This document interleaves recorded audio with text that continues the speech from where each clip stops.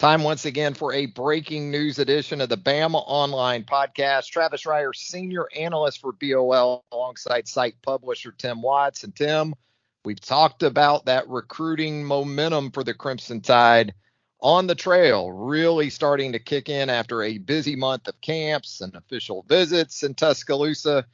Here comes the bounty, or at least it seems that way, as Alabama once again strikes, this time for a big-time big man out of the state of Texas.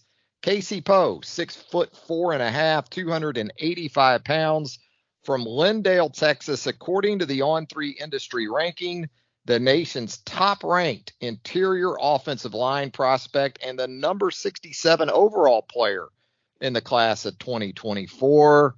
Another big one for the Alabama Crimson Tide, Tim.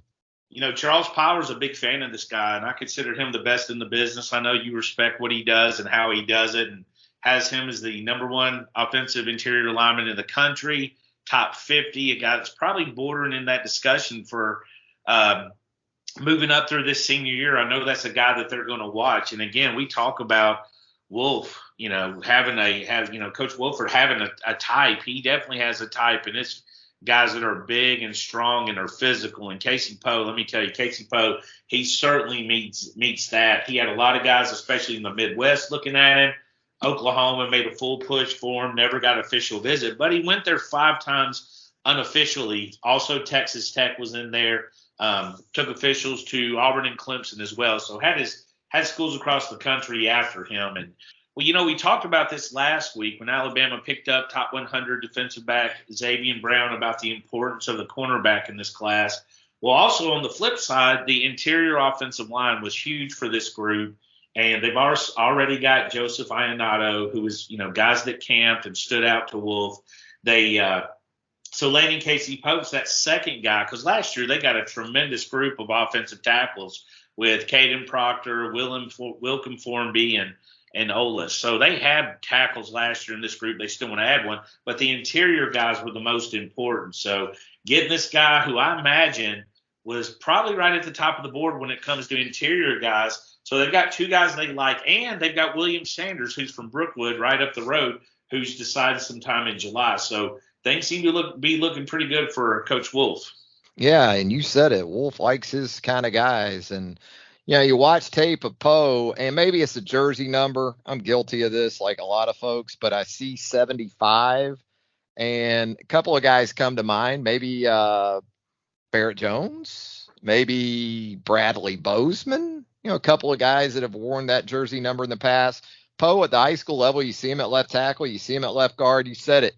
It's a guy who likes to get after it in the run game. It looks like Lindale High School to me really likes to run the rock. They go with tight splits. They're run heavy in his tape.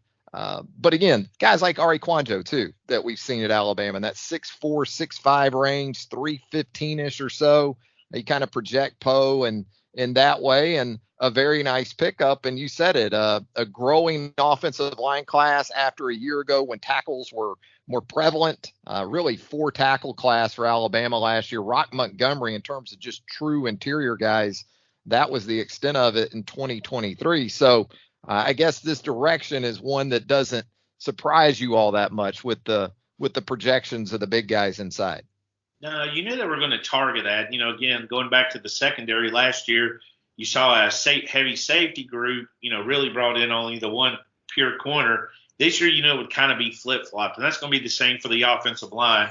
And, again, getting these guys on camp, getting them on campus, getting them around the staff, making sure that they're, had an official visit on the weekend of June 23rd, get them on campus, seeing what kind of guys they are. Now, I know that a lot of coaches will say this, but I believe it's as true as anybody in the nation that Wolf thinks that it's not just physical and how they do look and, how they play. I think he also knows there's a mental aspect to being at Alabama. And I think he's looking for guys like there that, will fight you. Basically guys that will get out there and fight you. And also position flexibility. Everybody we're talking about in this offensive line so far are guys that could project at either guard. You see them playing tackle in high school, even though they probably don't project there, but it's not completely off the table, and also center. So you have those kind of guys, and You're seeing that momentum build up from all that work in June. And again, these guys were just jam packed in June, and got a well deserved break once that dead period hit. But yeah, we're seeing all that now with all these guys lining up to make these decisions. So it continues a run of commitments in July for Alabama with the addition of Casey Poe. What are you projecting at this point as we continue to move through the month, Tim? I know there's some other announcements that have been set, maybe some that aren't public yet that could be on the horizon as well, I guess. Yeah, I mean, the guy I'm really curious about is going to be Caleb Odom. He's a tight end from Georgia. Huge fan of this guy. Love his film. I mean, to me, he's a wide receiver. He's kind of that, and again, I'm not calling him this guy, but he's kind of that Jimmy Graham type tight end that, he's become so popular. You can line him up in the slot. You can line him up out wide. You see him at the, inline sometimes. So he's a guy that's certainly someone I'm excited about. He's committing on July 15th, and I think Alabama's done a good job so far there.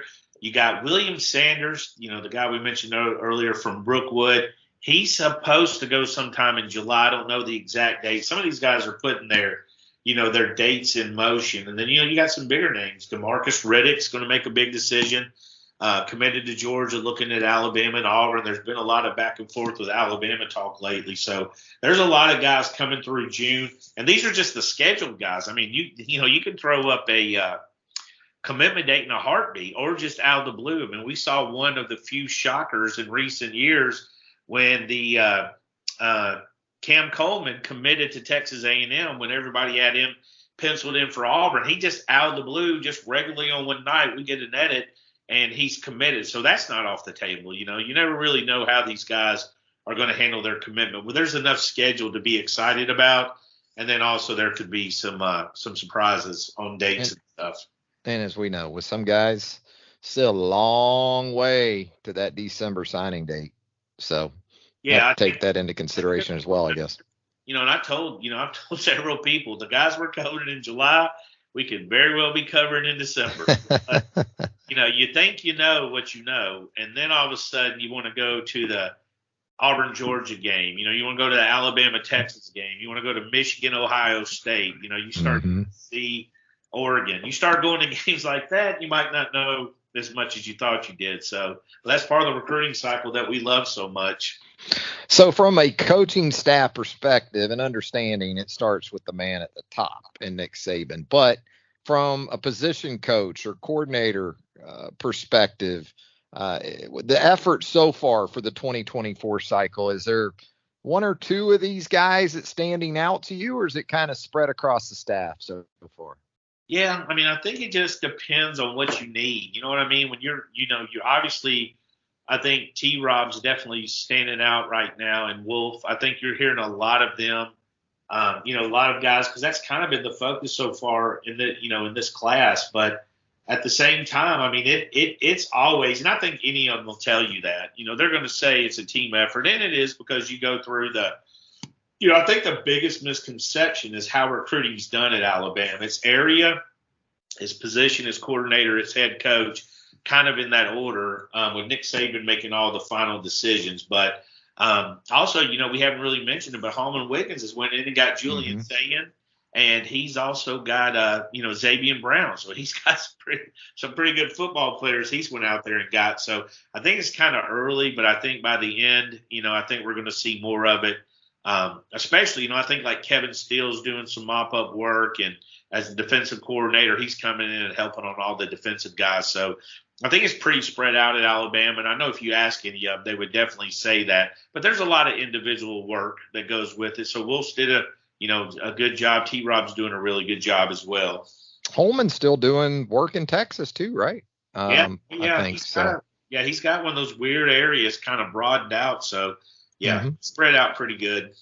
So there you go, Tim. Anything else you want to add before we get out of here? A big one, Casey Poe, nation's #1 interior offensive line prospect for the class of 2024, committed to Alabama. No, I think just, you guys stick around the round table. We've got a lot of great things happening. Andrew Bone, Joseph Hastings, the recruiting coverage has been absolutely crazy. And now the team's about to ramp up here with, obviously led by you and Charlie Potter, Clint Lamb, Jimmy Stein, all of you guys love the team. And we do obviously too, but we focus on recruiting. But there's going to be a lot of stuff happening. There's not really going to be a break in the summer. You're going to have that heavy June, commitment July, and then we're going to head on into that summer with the commitments. From the commitments into the practices, where I think recruiting will get a little bit more quiet, and things will switch back to college football.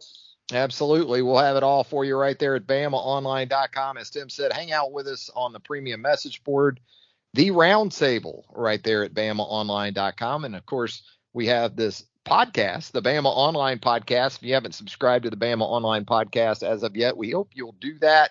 If you leave us a rating and a review, that would help us out tremendously as well. For Tim Watts, Travis Reier, thanking you for joining us once again. And until next time, so long, everybody.